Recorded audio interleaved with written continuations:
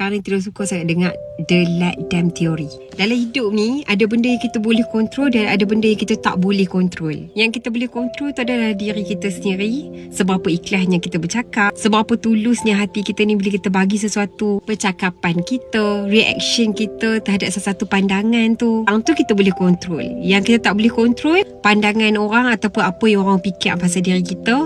Orang rasa dengki, orang rasa iri hati, termotivasi, rasa tercabar tengok kita ataupun tak suka. Apa saja dia pun nak fikir pasal diri kita, let them. So, let me focus on myself. Let me focus on give positive things. Let me give positive influence to others. Apa saja pandangan, persepsi orang tentang diri kita, kita tak boleh kontrol. Let me dekat sini maksud dia, biar kita lanjutkan kebaikan yang kita buat untuk diri kita dan juga orang sekeliling kita. Biar kita buat apa yang kita boleh kontrol.